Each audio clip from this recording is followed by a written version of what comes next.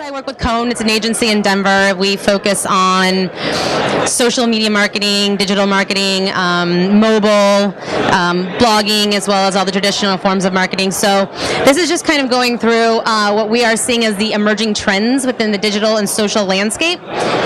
And I was actually just at a conference last Tuesday and Wednesday, a big social media marketing conference here, where Facebook and Twitter and Tumblr and all these different platforms presented, kind of were showing us what is evolving. And these are kind of just some takeaways from that conference last week. But the first one that we're seeing is really the fact that people are starting to bridge the gap between digital and physical. It's not about one platform or the other now. It's about kind of migrating the two. This is let's see if I can get this to work. This is a promotion that McDonald's just did, and this is going to be a huge, very expensive promotion. I'll show you a less expensive, more doable version later, but about how people are starting to take the idea of a physical thing or physical space coupled with social media, coupled with your mobile phone. This was a way to drive people actually into stores in Sweden. And let's see if this actually works. And if there's sound.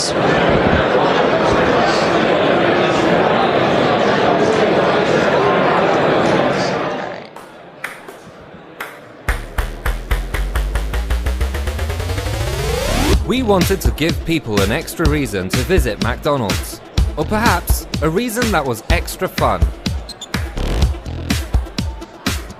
Using a large digital billboard, we created an interactive challenge where you could pick and play for your favorite McDonald's goodie. You used your smartphone to control the game. Combining new technology in a new way, we made it possible to interact with the screen without having to download any application. Simply get online and go to pickandplay.se. The phone's geolocation verifies that you are in the game area. Pick a goodie, and now steer your paddle by using the touchscreen on your phone, as you follow the game real time on the big screen. Game on, Stockholm!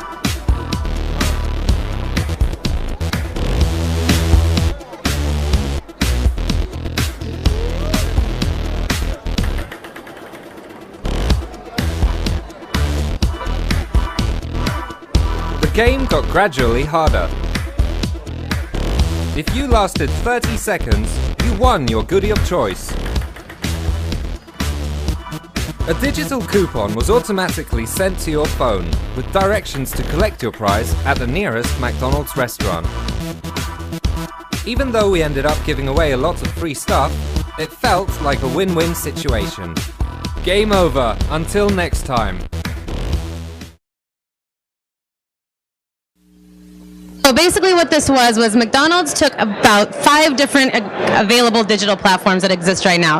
There's geolocation, which basically can identify when a person is within a certain space in relation to a store, or in this case a billboard.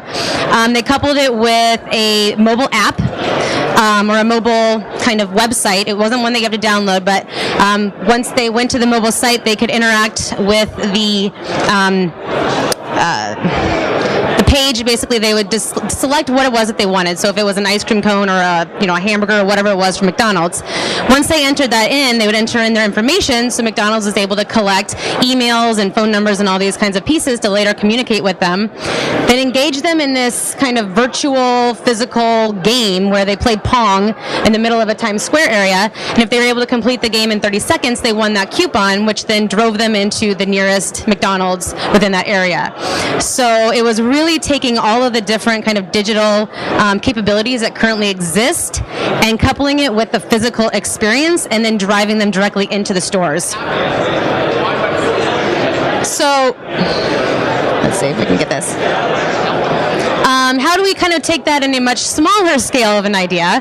This is a mall in California that was trying to capitalize on kind of the growing rage of Pinterest and the fact that people are now pinning items that are of interest to them, which in turn helps promote in a more grassroots way different products or brands. So as part of their grand opening, they created a real-life Pinterest board on property where they would put physical items from their different stores as the pins within the board, and then asked their customers to actually create their own pin boards online in a digital sense for an opportunity to win all of the items that were on their pin board. So again, it was kind of taking the idea of coupling what is hot and new in the digital world and how you can then translate it into a physical on-site engaging marketing tool. So kind of the next trend that we're seeing is, back in the day, like 6 months ago, corporate tended to be very corporate, even on their social media channels. So if there was a crisis or if there was, a message or a statement that needed to be communicated or an issue to deal with, the responses tended to be very canned, very corporate. Well, what they're learning is that if you can engage even as the corporate level as a person or more humanly, you start to attract a lot more of a more loyal fan base. So this is an example that Oreo did. Oreo actually posted a tweet basically saying, "Do you ever try and sneak your Oreos into the movie theater as a snack?"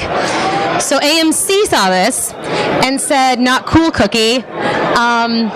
And this kind of started a back and forth banter between Oreo and AMC theaters. So once AMC got on and said, "Not cool, cookie," Oreo came back on and said, "Fair enough, theater, but don't hate the player, hate the game."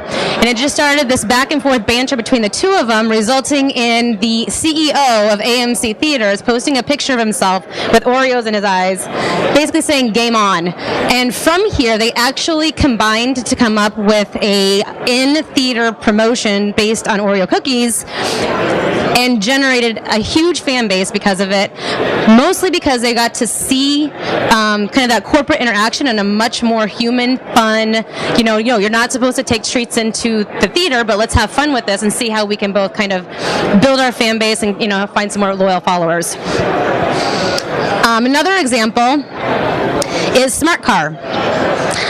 They're known obviously for having really tiny cars, and some guy posted a tweet that said saw a bird crapped on a car and totaled it because the car is so small. It was supposed to be a joke about the quality of the car. So Smart Car got on, saw this tweet, saw it was kind of a negative post, basically saying these are poor quality cars, and Smart Car said, "Well, it couldn't have been one bird. Sounds like 4.5 million. Seriously, we did the math." And they put together this infographic that basically said how much bird doo-doo would have to actually go on a car, what type of birds it would have to be to destroy the car. So again, from a corporate perspective, taking kind of what could be perceived as a negative comment, having some fun with it, getting creative.